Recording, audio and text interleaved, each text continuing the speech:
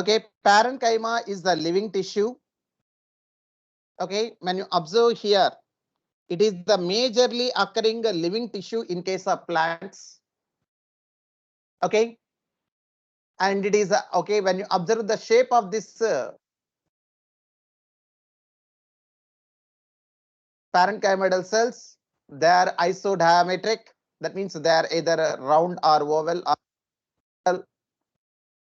or elongated. They are having a particular shape. And next, they possess okay, they do not possess, okay, some parenchymal tissue we don't find any intercellular spaces, but in some we'll find a little intercellular space. Okay, and next, when you observe the parenchymal cells, the cell wall of parenchymal cells is thin and it is made up of cellulose. Okay, and next, when you observe the parenchymal cells, they are of different functions. Okay, they are involved in different functions like performing photosynthesis, storage of food material,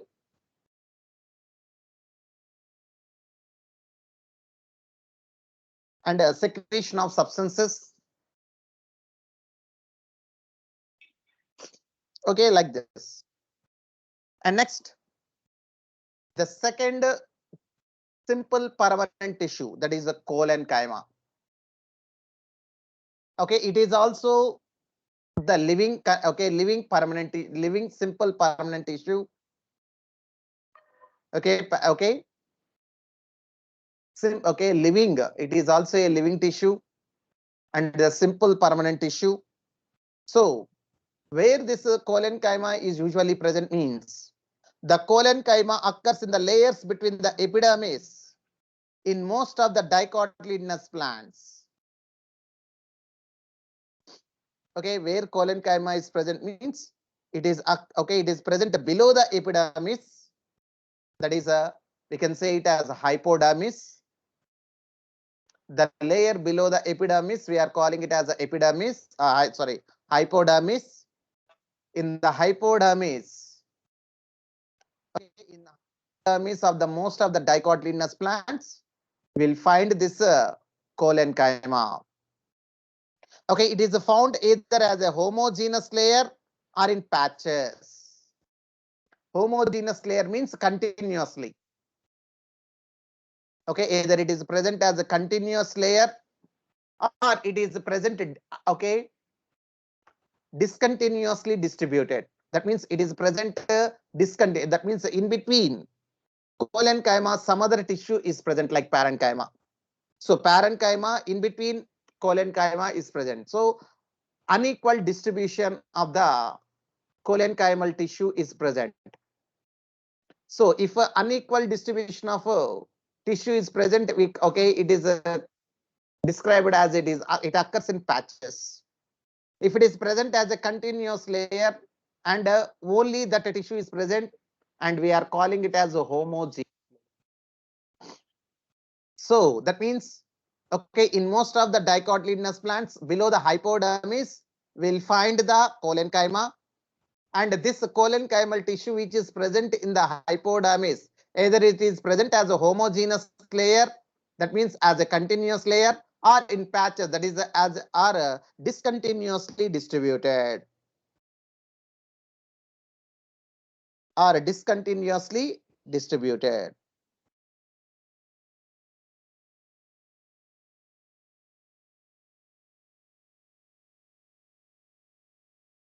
Okay, that is. And next, okay, when you observe the collenchyma, when compared to the parenchyma, okay, the cell wall of collenchyma cells is thickened when compared to the parenchyma cells. Okay, that is so when you observe cells which are much thickened at the corners due to the deposition of cellulose, hemicellulose, and pectin. You can see here.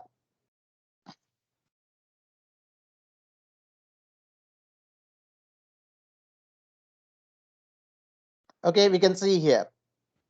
So, okay, this is the collenchymal tissue, and we can see the cell wall is thickened, and when you observe here at the corners of the cell wall, we'll find the cell wall is much thickened.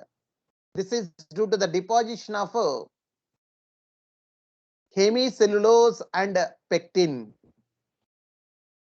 Okay, in the cell wall, okay, all along the length of the cell wall, we'll find cellulose, and in the corners, okay, and in the corners, what happened? Some other cell wall materials like hemicellulose pectin are also deposited. As a result, the cell wall appears much thicker than the parenchymatous cells. So, when you observe the cell wall of cholenchymatous cells, the cell wall of cholenchymatous cells consists of, okay, along with the cellulose, it also consists of hemicellulose and pectin, which will make the cell wall of cholenchymatous cells more thick.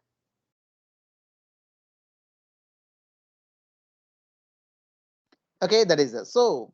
It consists of cells which are much thickened at the corners due to the deposition of cellulose, hemicellulose, and pectin. And next, when you observe the shape of cholenchymatous cells, the cholenchymatous cells may be oval or spherical or polygonal and often contain chloroplast.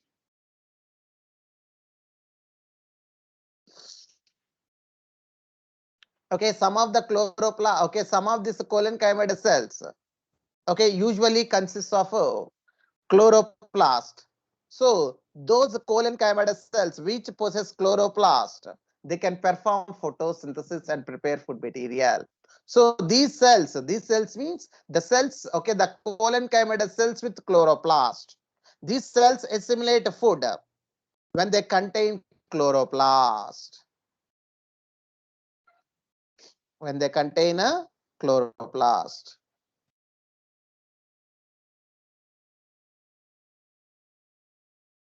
And next, these cells assimilate food when they contain chloroplast. Okay. And next, intercellular spaces are absent because of the thick cell walls.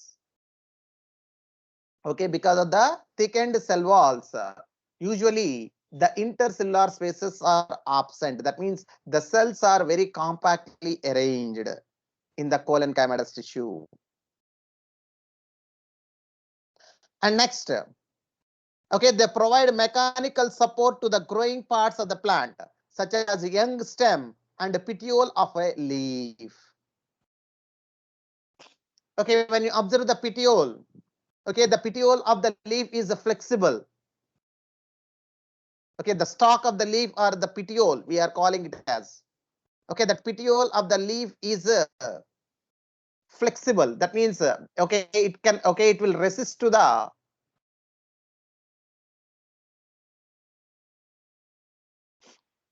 sorry, it will not resist to the air currents. It will not resist to the air currents. It will be moving according to the wind. Okay, that the flexibility of the leaf is because of the cholenchymatous tissue that is present in the petiole of the leaf. And when you observe the young stems are also flexible. Okay, the young stems are also flexible. This is because of the presence of this cholenchymatous tissue in the young stems, especially in dicots.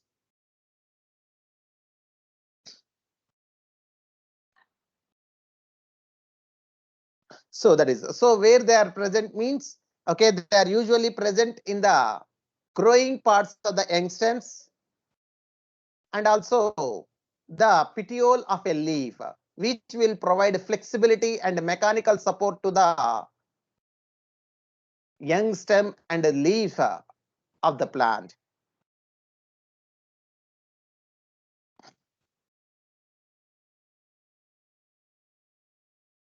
Okay, and next, the third permanent tissue, the sclerenchyma. Okay, this sclerenchymal tissue is considered as a non-living tissue. Okay, why they become non-living means, okay, the cell walls of these sclerenchymal cells, okay, the cell walls of sclerenchymal cells are deposited with lignin, which makes the cells impervious to water. Okay, which makes the cells impervious to water. As water is not obtained slowly, the cell loses its contents and develops into a dead tissue. Okay, and the lignin is deposited from a outer to inner side of the cell. That is from the cell wall towards the inner side of the cell.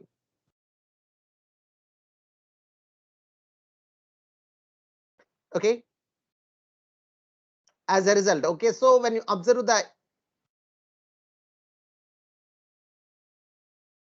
the newly formed sclerenchymal cells are having thick are having a thin lignin layer, whereas the old sclerenchymal cells are having a thick lignin layer, because that okay, slowly the deposition occurs from the outer region to the inner region of the cell.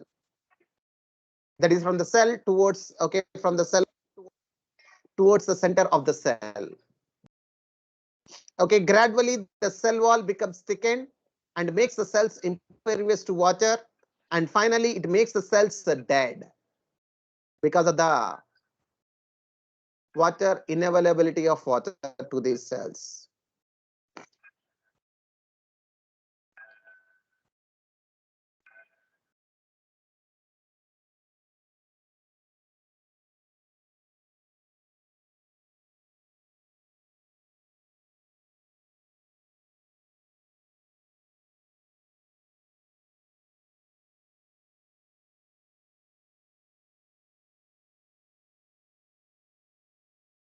So when you observe the shape of the sclerenchymal cells, the sclerenchyma consists of long, narrow cells with thick and lignified cell walls, having a few or numerous pits.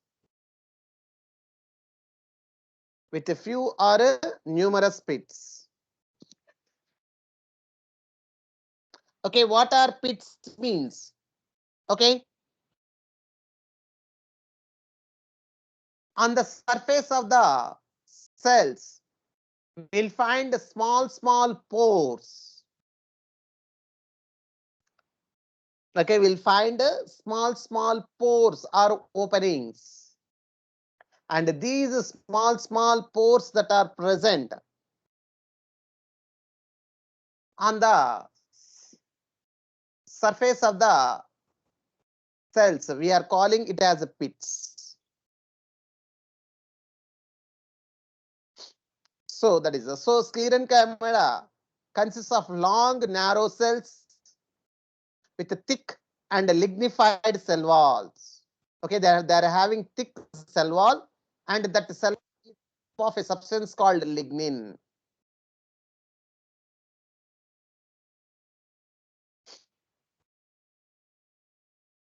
Okay, having a few or numerous pits. That means small. Okay, we'll find small pores. Okay, either less in number or more in number. And next, they are usually dead and without protoplast. Why? That's why we are calling them as dead, because they do not have protoplast. They do not have cytoplasm. They do not have nucleus, anything. That's why they were, okay, as they lost the protoplast, they were described as dead. Okay, usually they are long and narrow cells, but okay, their shapes also varies based on the basis of variation in form, structure, origin, and development. Okay, based on form, okay, that is the shape, And next structure. And next origin. And development. That means how it is developed. Based on that, the sclerenchyma may be either fibers or sclerites. Fibers means elongated. Sclerites means oval or spherical in shape. Fibers means elongated. We already said no. They are either either long narrow cells. Okay, that long narrow cells we call them as fibers. And if they are round or oval and stony like structures, we are calling them as scleroid. Okay, here we can see the scleroid. This is the scleroid. This is the fiber. Okay, the fiber is elongated and like as it is elongated. So that's why we are calling it as a fiber. And if they are round or oval and stony, hard structures, we are calling it as a sclerites. Okay, we have discussed about coconut now. Okay, when you observe the coconut, okay, it is having a three, okay, the fruit wall, that is the pericarp, is divided into three layers: epicarp, mesocarp, and endocarp. Okay, when you observe the mesocarp, the mesocarp is fibrous. The mesocarp is fibrous. Okay, the fibers are using to make ropes or coir. Okay, that is nothing but this okay, this is okay, the sclerenchyma, which represents the fibers. They are nothing but fibers. And next, when you observe the endocarp, which is stony and hard, which will break to obtain the coconut that we eat, that is edible. Okay, that hard structure that is covering this coconut, that is made up of this stony structure, that is the sclerites. They are nothing but sclerites. Understand? So okay, that's where we'll find this sclerites and fibers. So on the variation in form, structure, origin, and development, sclerenchyma may be either fibers or sclerites. And next, the fibers are thick-walled, elongated, and pointed cells, generally occurring in groups in various parts of the plant. In various parts of the plant. Okay, these are elongated. Okay, that is a thick-walled, that is made up. Okay, that is deposited. Okay, thick-walled with the deposition of lignin, elongated, and pointed cells. Both ends we can see they are pointed. Both the ends they are pointed, they are elongated, and they are thick-walled. And such structures we are calling it as the fiber. And next, the sclerites are spherical, oval, or cylindrical, highly thickened dead cells with very narrow cavities. With very narrow cavities. Narrow means very thin. Because the cell wall is so thickened. That's why the cavity that is present, because they are dead cells, no protoplast. So inside we are calling it as cavity, and that cavity is very thin. That's why we are calling it as narrow cavities. Okay, they are commonly found in the fruit walls of nuts.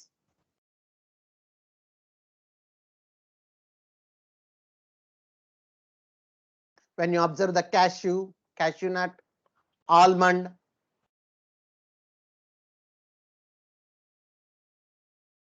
And next, the stony structure around the coconut. The stone is okay, the hard structure that is surrounding the mango. Okay. And the pulp of fruits like a guava, pear, and sapota.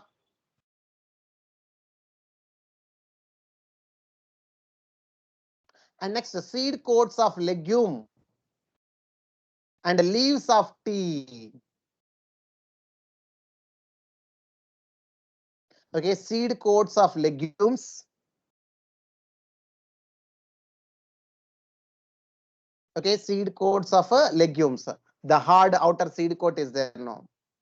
When it get dried up, that is, and the leaves of tea, the old leaves of tea.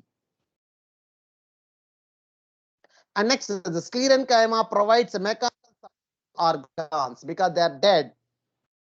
Okay, even though dead, why they are present with the plant means they are involved in providing mechanical support to the plant body. Okay, they are involved in providing mechanical support to the plant body.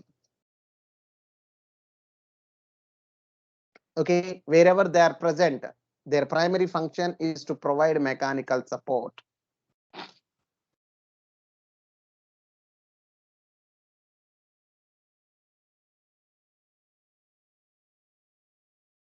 Okay.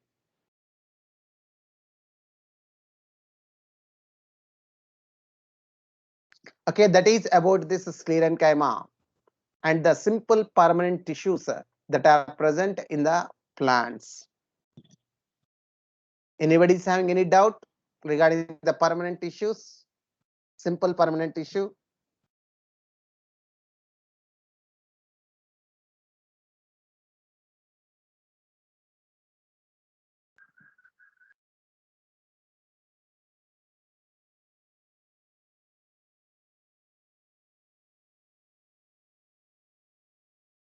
Okay, remember these examples where they are present. Okay, they are commonly, the sclerenchyma is commonly found in the fruit walls of nuts, pulp of fruits like guava, pear, and sapota, seed coats of legumes and leaves of tea. Okay, what is the primary function of sclerenchyma means? The sclerenchyma is involved in providing mechanical support to organs. And next, okay, coming to the complex permanent tissue. Okay, complex permanent tissue.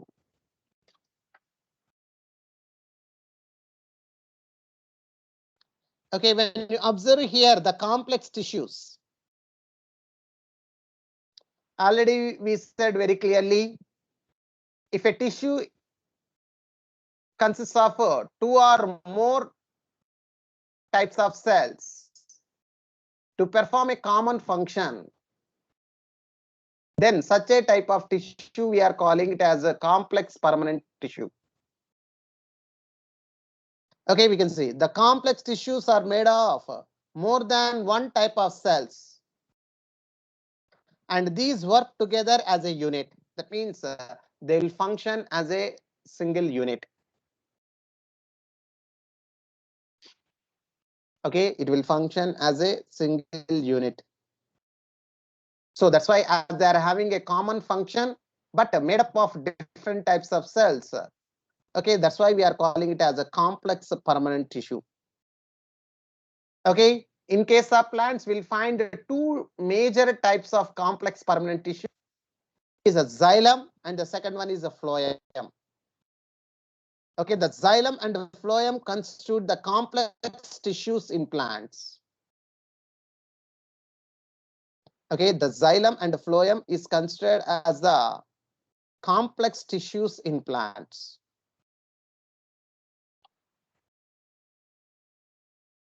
And next, coming to the xylem. First, we'll discuss about xylem. Later, we'll go with phloem. Okay, xylem functions as a conducting tissue for water and minerals from roots to the stems and leaves. Okay, That means the xylem is a transporting tissue. Okay, it is acting as a transporting tissue. What it is the transporting means? Okay, it is mainly involved in the transportation of water from roots to the stem and leaves. That is to, okay, from the lower region to the upper parts of the plant body.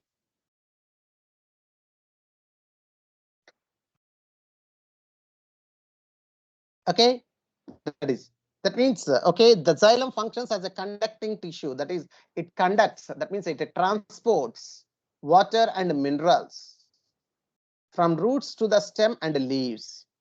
Okay, and also, okay, most of the tissue that is present in the xylem is dead. Okay, that's why the major function of the xylem is providing mechanical support. Okay, it also provides mechanical strength to the plant parts because it is mostly made up of dead tissue. Mostly, not all. Most of the xylem consists of dead tissue. So it is involved in providing mechanical support to the plant parts. And next, when you observe the xylem, it is composed of 4 different kinds of elements. So we'll find 4 different types of cells, we can say. Elements means here we can say cells.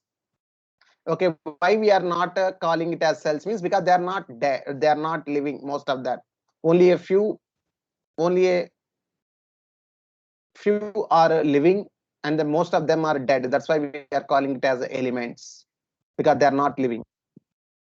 So that's why we are using the term elements instead of cells. So it is composed of 4 kinds of elements, namely tracheids, vessels, fibers, and xylem parenchyma. Okay, among all these 4 elements, only xylem parenchyma is living. Only the xylem parenchyma is living, and the remaining 3 elements are dead. That is tracheids, vessels, and xylem fiber. Okay, tracheids, vessels, and xylem fiber are dead, whereas xylem parenchyma is the only living tissue in the xylem.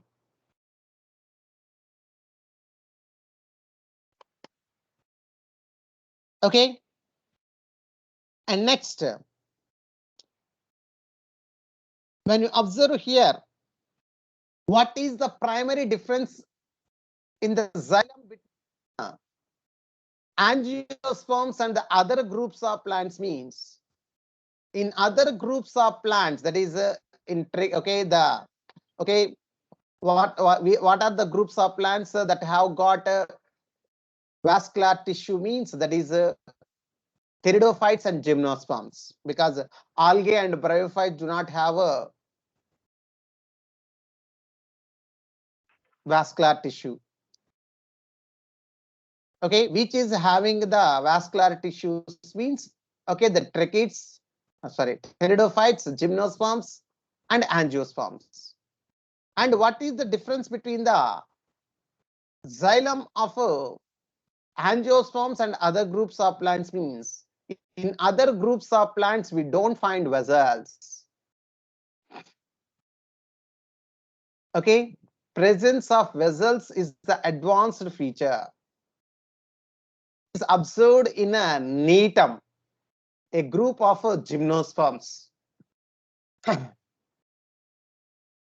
Okay, neatum. Okay, that is the nettles. Okay, the plants belonging to the group nettles, example neetum. Okay, is the advanced of all the gymnosperms because they possess vessels as that of angiosperms. So the angiosperms That means if I gave you any plant and I asked you whether the given plant is angiosperm or a gymnosperm or a pteridophyte, means simply cut the plant, okay, transfer, okay, make a transfer plant, a thin transfer section of the plant, and observe under the microscope and observe for the presence of vessels. If vessels are present, then it indicates that it is a angiosperm. So that's what we can say. Gymnosperm lack vessels in their xylem, but tracheids are present in all in pteridophyte, gymnosperms, and angiosperms. Okay. What are tracheids? Tracheids are elongated or tube-like cells with thick and lignified walls and tapering ends. Tapering means pointed ends. Slowly they get. That means both the ends are tapered. That means both the ends are pointed. Okay, that is it. Tracheids are elongated or tube with thick and lignified walls and tapering ends. That means pointed ends on both ends. Okay, as they are lignified, so these are dead and are without protoplasm.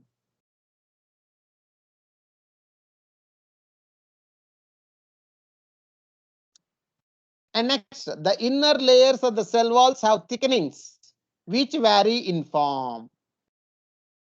Okay, when you observe the cell walls, the inner layers of the cell walls have thickenings which will be varied in their form, in their shape.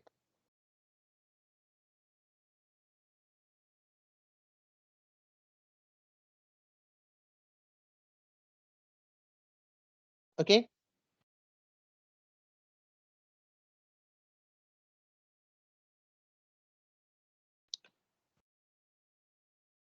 And next, in flowering plants, tracheids and vessels are the main water transporting elements. So in flowering plants, we'll find tracheids and vessels. Both are involved in the transportation of water and minerals from the roots to the upper parts of the plant body, that is stem and leaf. Okay. And next, when you observe the vessel, vessel is a long cylindrical tube-like structure made up of many cells called vessel members, each with lignified walls and a large central cavity. Okay, when you observe the vessel, a vessel is a long cylindrical tube-like structure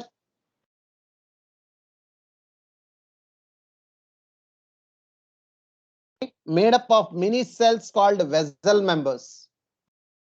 So a vessel is a tissue, okay, which is made up of a large number of cells called vessel members. Okay, and these vessel members are also having thick cell walls with lignified.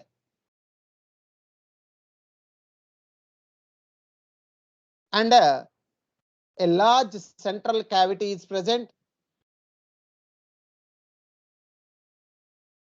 Okay, and next the vessel cells are also devoid of protoplasm. That means protoplasm is absent. Like tracheids. Like tracheids, the vessels are also dead because they also do not possess protoplasm.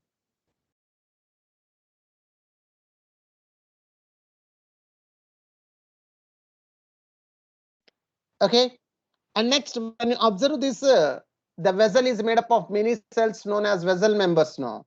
When you observe these vessel members, the vessel members are interconnected through perforations in their common walls. Okay, the vessel member, that means adjacent vessel members are interconnected through openings that are present in the common cell wall.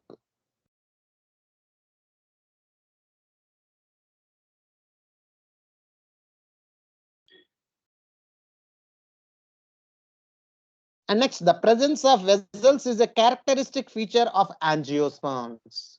Already I told you how to differentiate angiosperm from other plants. Okay, I gave you a twig. Okay, a small twig I gave you without any branches or flower. Okay, leaves or flowers or anything. Small twig, branch, a branch. Okay, I took a small stem. Okay, removed all the structures that are associated with that, and I gave this one, and I asked you whether it is an angiosperm or any other group. Simply what you have to do, you have to undergo transverse section, a thin section of the given twig is collected, and it is properly stained, and later after properly staining, it is observed under the microscope. First and foremost thing, what you have to do, you have to we have to observe for the presence of vessels. If vessels are present, then we can understand that the given plant is angiosperm.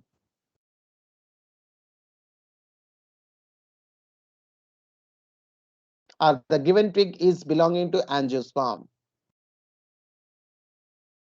So, presence of vessels is the characteristic feature of angiosperms. And next, the third element of the xylem, that is xylem fibers. Okay, xylem fibers have highly thickened walls. Okay, xylem fibers have highly thickened walls and obliterated central lumens. Obliterated means crossly placed. Okay, crossly placed lumens.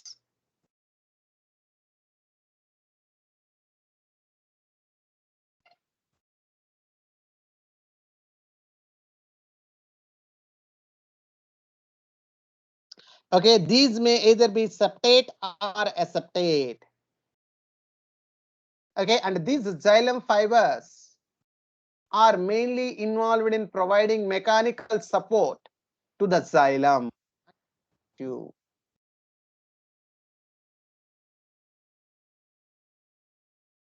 And the plant.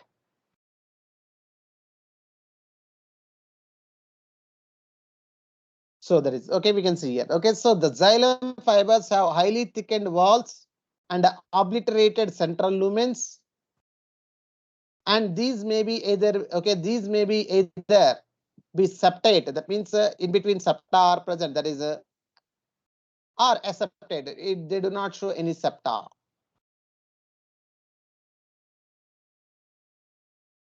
And next, the fourth element of the xylem, that is the xylem parenchyma, which is the only living tissue in the xylem. Okay, the xylem parenchyma cells are living and thin walled, and the cell walls are made up of cellulose. Okay, and the cell walls are made of cellulose.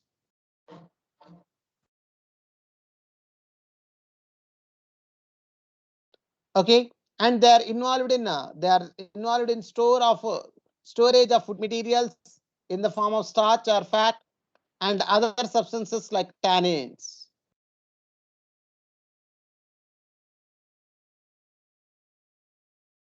Okay, and the radial conduction of water takes place by the ray parenchyma cells. So radial conduct, okay, from a lower to upper, the transportation of water is taking place through tracheids and vessels. But not only from lower to upper parts the water is required, but also the cells that are present towards the adjacent sides, that is on the lateral sides, also need water to be transported. So for that laterally placed cells, the water is transported or conducted by the xylem parenchyma.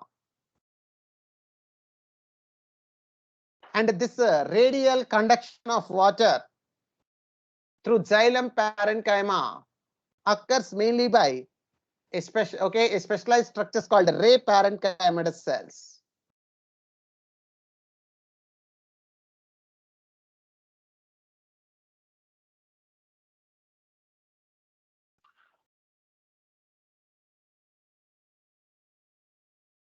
Okay, ray parenchymatous cells.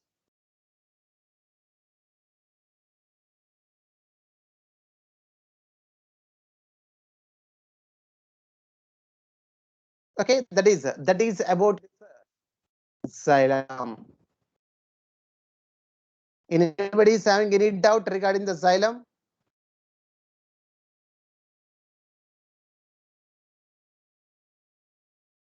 No, sir. Okay, here we can see the tracheidsma. Okay, the cells are elongated with the tapering ends. That is, both the ends are pointed. Okay, they are thick walled because of the lignin deposition, and they possess pits. We can see here pits.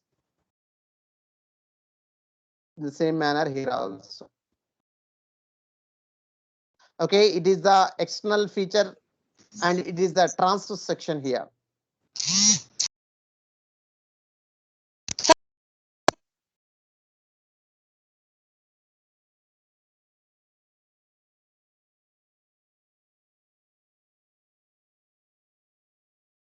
And this is the vessel. Okay, a vessel is made up of many vessel members, and these vessel members are also having a thick cell wall due to the deposition of lignin. They are narrow cells. And next, there, okay, the vessel members in the vessel are interconnected.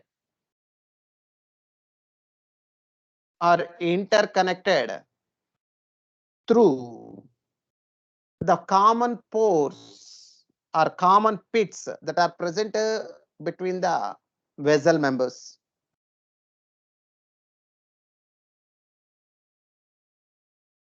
Okay, presence of vessels is the unique characteristic feature of angiosperms.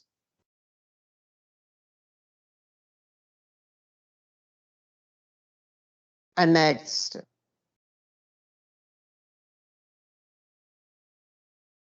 okay, and next, types of xylem based upon their formation. Based on their formation. Okay, when you observe the xylem that is formed from the primary meristem, we are calling it as a primary xylem.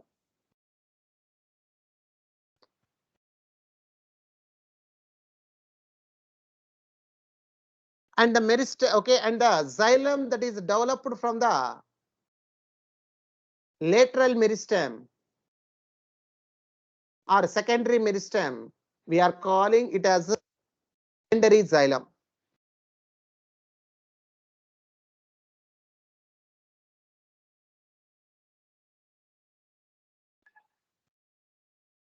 So based on the formation, the xylem is of two types, primary xylem and secondary xylem. And again, when you observe the primary xylem is of two types. Okay, here we are discussing about the primary xylem. Okay, we'll discuss about the secondary xylem when we discuss about secondary growth, how it is formed and all that. Here we are discussing related to primary xylem, which is produced from the primary tissues. Okay, that is primary meristem. And next, a primary xylem is of two types again, protoxylem and metaxylem.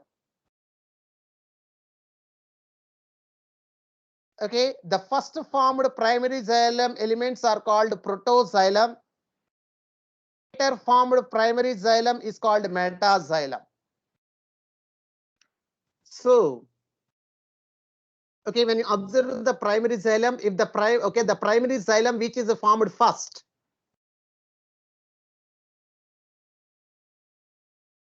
okay, and that xylem we are calling it as a protoxylem, and such a primary xylem we are calling it as a protoxylem. And the primary xylem that is formed in the later, that means new. First formed means old. Okay, later formed means new. The later formed primary xylem is called metaxylem.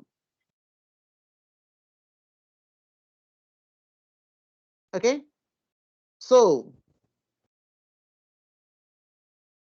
among the protoxylem and metaxylem, which xylem will be having a thick cell wall? Either protoxylem or metaxylem. Can anyone say? Okay, which xylem will be having thickened cell walls of lignin? Protoxylem or metaxylem?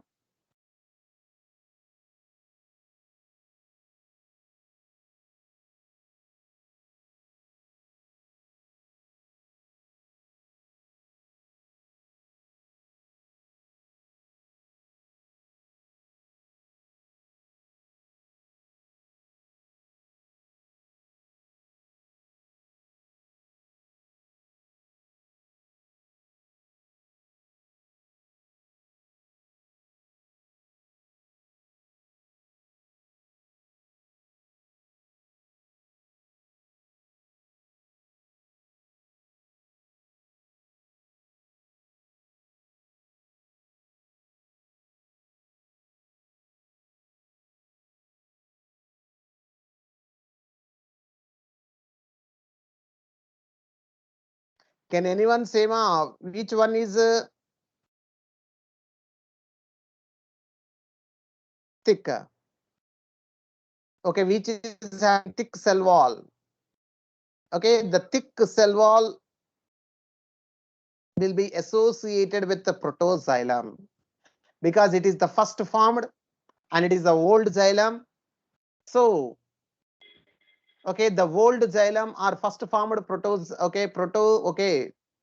primary xylem, which we are calling it as protoxylem, will be having thick cell walls because they are old, more deposition of lignin. Whereas the later formed primary xylem, we are calling it as metaxylem. That means in the later, okay, that means it is the newly formed one. When compared to protoxylem, metaxylem is the newly formed one. So as a result, okay, the deposition of lignin will be less. So the cell walls will also be thin. So when compared to protoxylem, okay, metaxylem is having a thin cell wall. Okay, is having a thin cell wall. So in stems, the protoxylem lies towards the center and the metaxylem lies towards the periphery of the organ. Okay, this type of primary xylem is called endark xylem. Okay, in the stems, when you observe the stems, okay, in the stems, okay, the protoxylem is present towards the inner side or towards the center of the stem, whereas the metaxylem is present towards the peripheral region or towards the outer region. Such a arrangement of primary xylem, we are calling it as endark xylem. It is observed in a stem. It is observed in a stem. And next, in roots, the protoxylem lies towards the periphery and metaxylem lies towards the center. Such arrangement of a primary xylem is called exarch xylem. Okay, but when you observe the roots, in the roots, the protoxylem is present towards the region, whereas the metaxylem is present towards the center or towards the inner side or towards the center. Okay, such a type of primary xylem, we are calling it as a exarch xylem. So if I gave you a twig, whether you don't know whether it is stem or root, Okay, and I asked you whether the twig that is given is a stem or root means you can easily identify. Okay, by observing the position of a protoxylem. If the protoxylem is present towards the center and metaxylem towards the peripheral region, then we can say that the given twig is a stem because of the endark xylem. Or if the protoxylem is present towards the peripheral region and metaxylem towards the center, that is described as the exarch xylem. Okay, then we can say that the given twig is a root. So in the stems we'll find exarch. Okay, so in the stems we'll find endark xylem, and in case of roots we'll find a exarch xylem. So by which we can able to differentiate root from the stem by observing the internal structure. Okay, that is about the xylem and its arrangement within the root and stem.